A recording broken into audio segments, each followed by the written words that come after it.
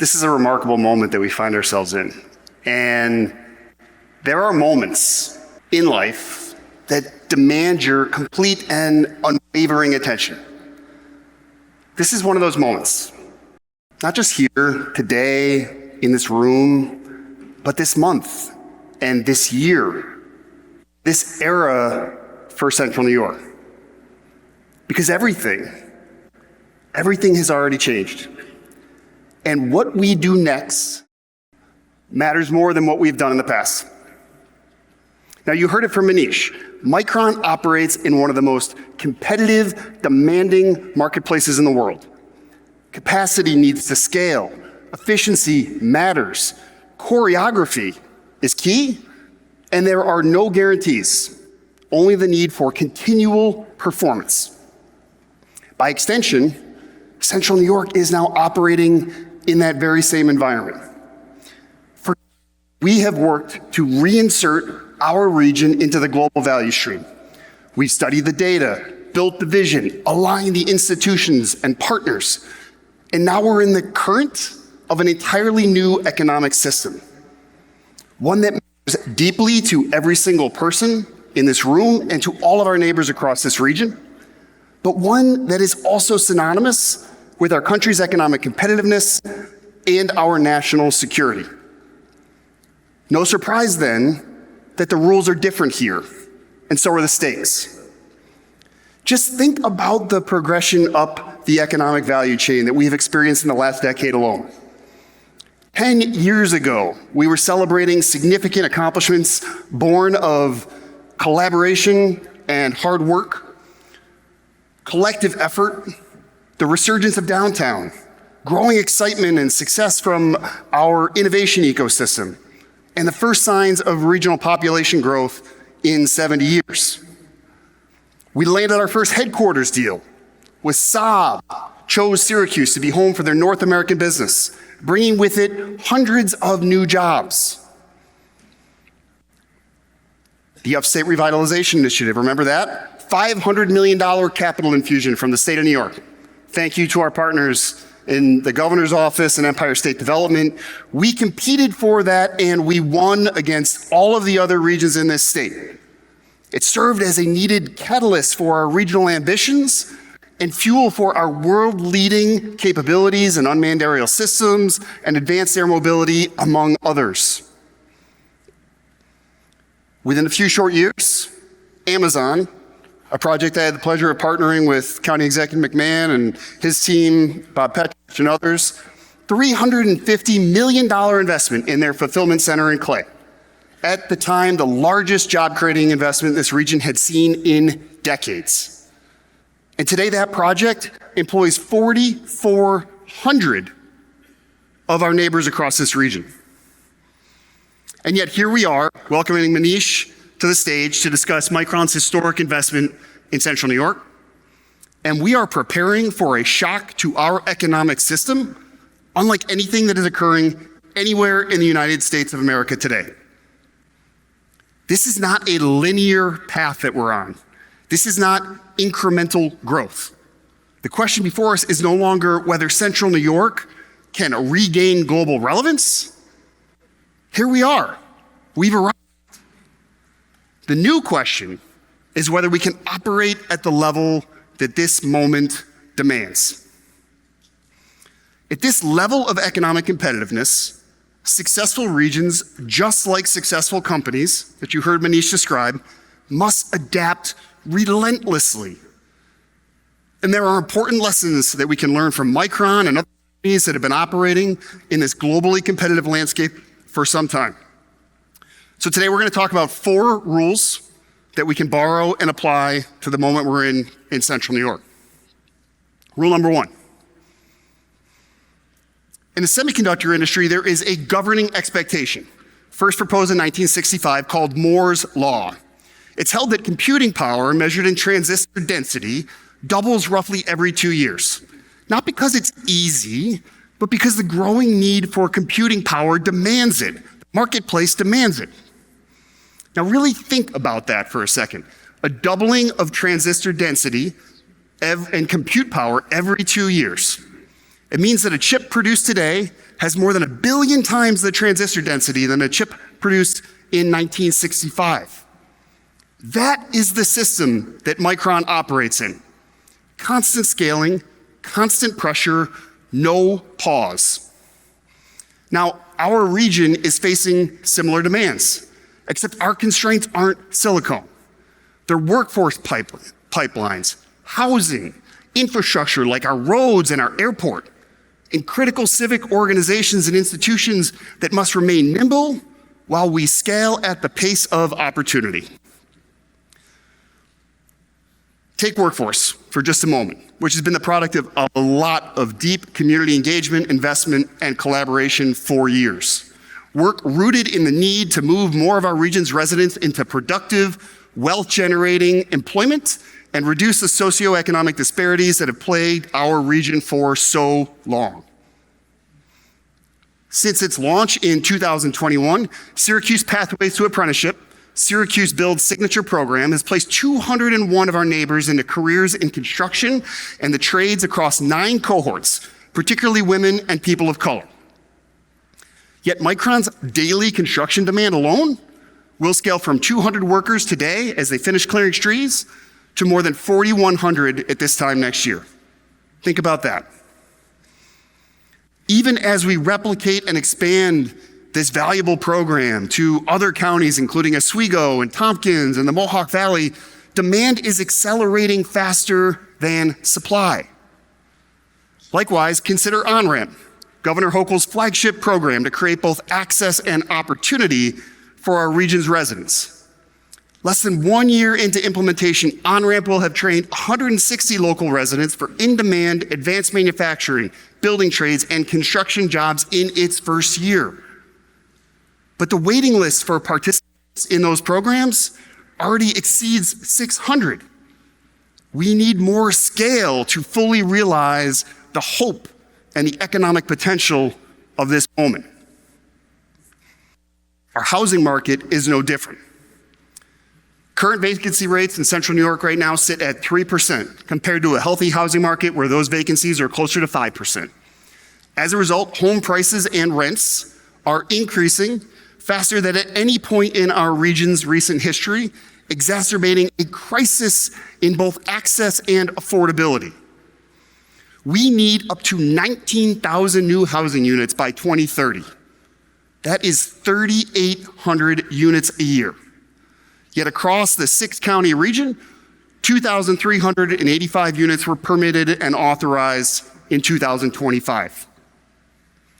That disconnect between demand and supply represents a major constraint on our ability to accommodate the growth that we're experiencing, as well as a critical reminder to all of us of the human impact that growth will have on our region's residents. Now, there are signs that the supply response is beginning to match the demand curve. CenterState CEO's own housing dashboard is currently tracking 92 projects representing 14,000 units of housing and $5.2 billion of prospective future investment, which is why CenterState CEO was so proud to partner with Empire State Development and Micron and so many of the financial institutions in the room today to create the CNY Housing Fund, an unprecedented $150 million public and private collaboration that is the largest of its kind in New York State. This fund alone is expected to help finance and unlock as many as 3,000 new units of housing over the next several years, with 9 projects already in review less than 40 days since the fund was launched. These are not isolated pressures. They are signals that the pace of opportunity is already outstripping the pace of our systems. Workforce and housing density are now rate-limiting factors, just like transistors are for microchips. But working together, partners in government and the private sector have chosen to collaborate and unite around these bold, market-driven solutions to complex and pressing challenges.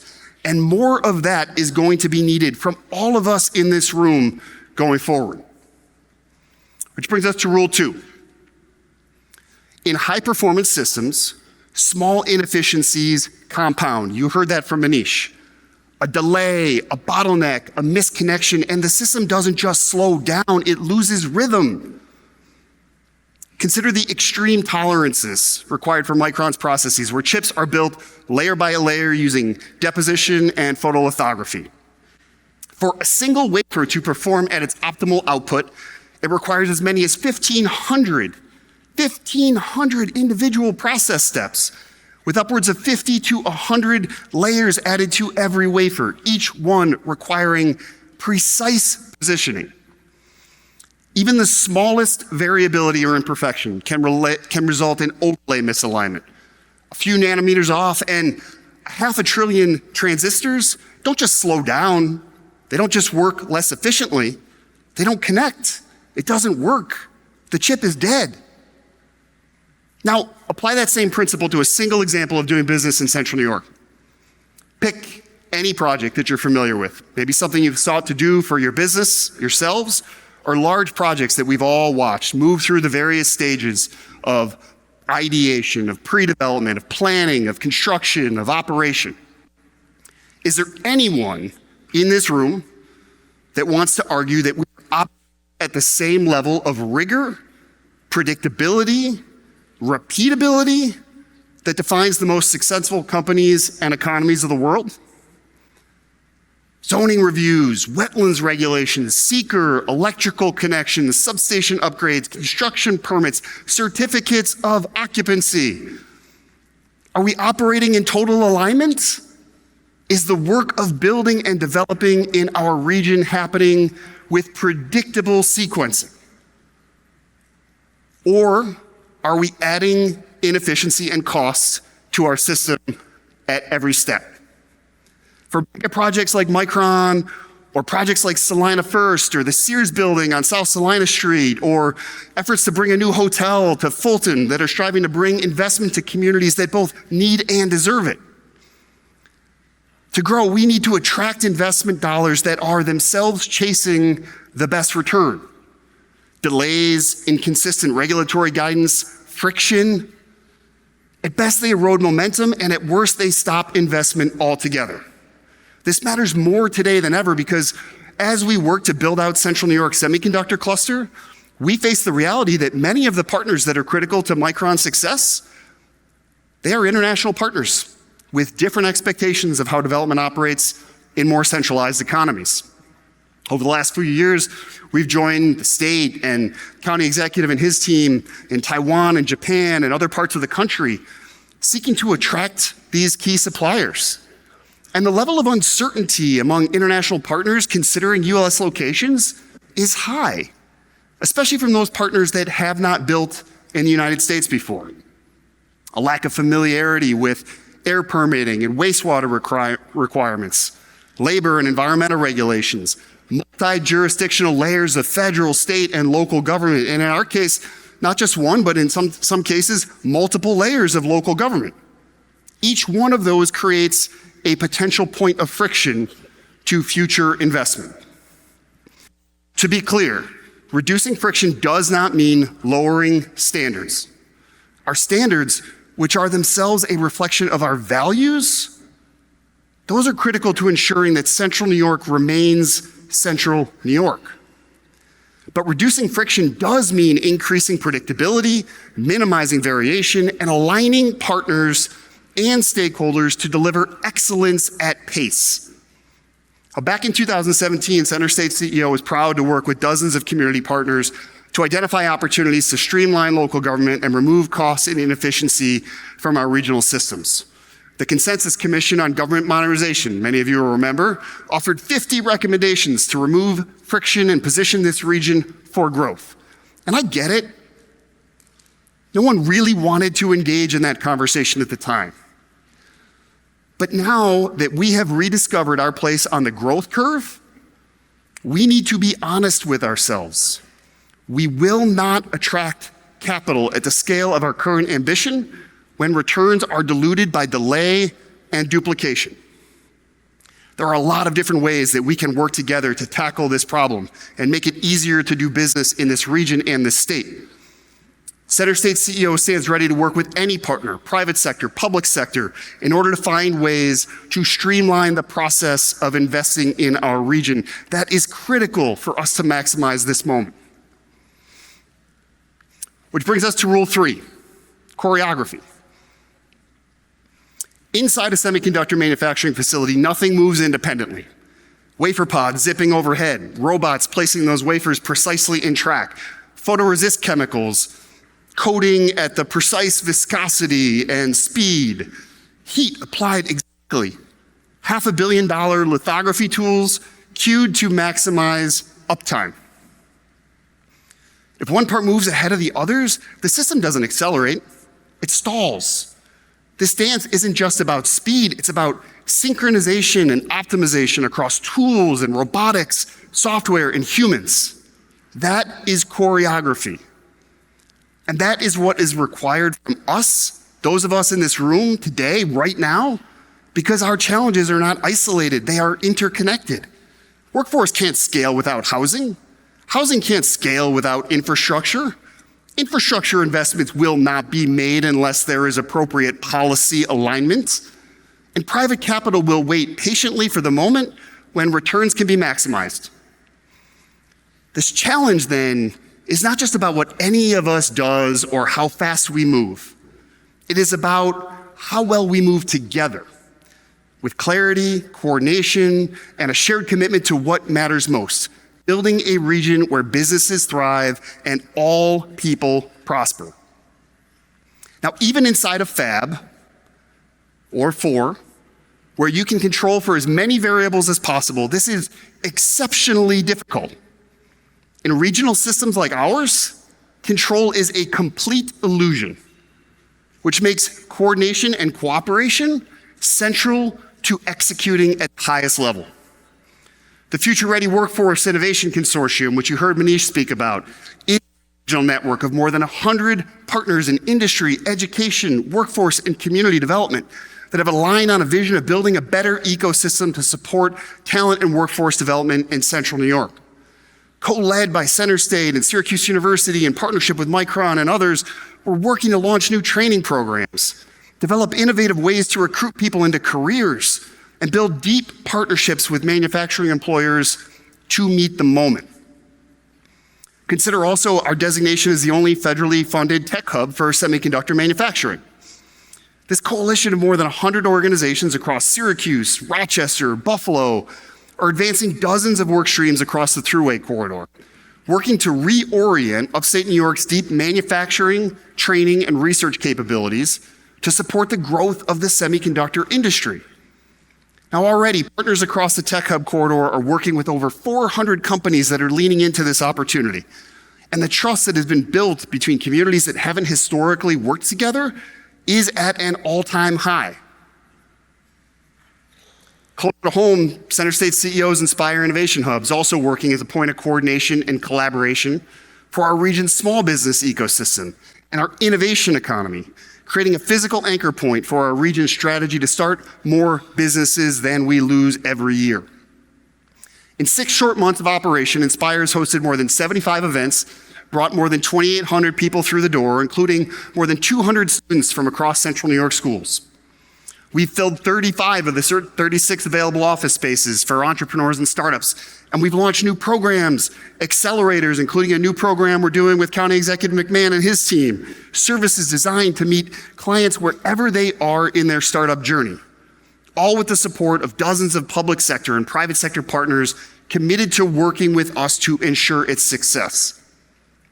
Now, these are not small-scale systems that require steering. No single organization can solve these challenges alone. But together, if we commit to a practice of collaborative choreography, we can optimize the impact in this moment for all of the people that call Central New York home. Which brings us to rule 4, our final rule. The entire purpose of all of this scaling and removing friction and choreography is to create world-class performance. For Micron, that means that an engineer or a technician in their control observes in real time how all these coordinated inputs translate into output. With each wafer, a yield map identifies the good dies from the failed ones. If performance is tight and controlled on a mature line, yields can reach 95% or higher. If the process drifts, even fractionally, yields drop below 90%. Manish gets nervous, and rightfully so, because that delta translates into millions of dollars of output per day per tool. It is the difference between profit and loss, on-time delivery to customers, or loss of market share. Inside the fab, performance is not hidden. It is immediately observable and economically consequential. The eyes of the world are on Syracuse and Central New York now, the same way an engineer looks at the wafer. How we perform in this moment is immediately observable, and it is deeply consequential to our economic performance. People around this region are watching to see how fast this comes to life. Across upstate, many are looking on with envy. In Albany, they wonder what 9-figure request is going to land on their desk next. Around the country, some competing regions may be waiting for us to fail. Our last 2 presidents have been watching. Sure that the leaders of other countries around the world are likely watching also, waiting to see if this effort at U.S. reindustrialization takes root or if it loses momentum with the fickle nature of American politics. All of this attention brings expectations and accountability. Given the size of the investments that we are asking others to make to unlock this region's full potential, we have to understand that performance will no longer be assumed. It will be observed. And important decisions that are going to impact our regional trajectory, they will be made by companies and capitalists and governments based on one thing: how we perform on this field.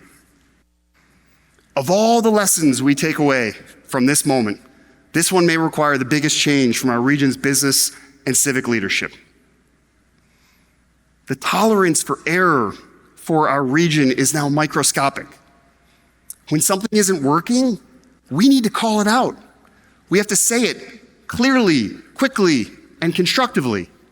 We convene partners, we advocate for policy, we align capital to need, and we solve problems in real time together. The economic and human consequences of failing to perform are severe. Growth becomes uneven or is missed. Opportunity concentrates instead of expands. The divide between those who benefit and those who don't widens. In pursuit of excellence, our standards and our values must remain. That is what defines us, and that is what makes this moment so uniquely compelling. It's never just been about growth, as Manish said. It's about proving that growth can be inclusive, that the lives of people of Central New York can be made better through this newfound economic leverage that we have created together. And I believe in my heart of hearts that it will be. Now, likewise, the upside of choreographed excellence is sublime. Across the country and around the world, regions are scrambling to win the same race we are. The chance to build physically small but economically powerful things that are shaping the future of civilization as we know it. To move quickly, to align systems, to deliver complex transformational projects at speed and at scale. To lead in the next era of the global economy. That is our choice. That is our call to action today. We know what we're capable of. Now we need to execute with urgency and scale. Thank you all very much. Okay, I didn't do thank yous at the beginning because we wanted to get right to it. First of all, Team Micron, Manish, I see Aaron, Bo, Scott, Joe, Kim, your whole team, thank you so much for the partnership and for being here today.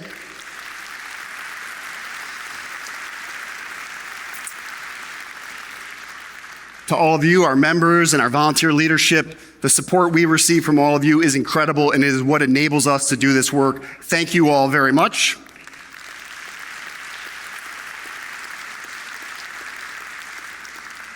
To our incredible CenterState CEO staff, congratulations to each and every one of you, and thank you for the hard work you put in every single day.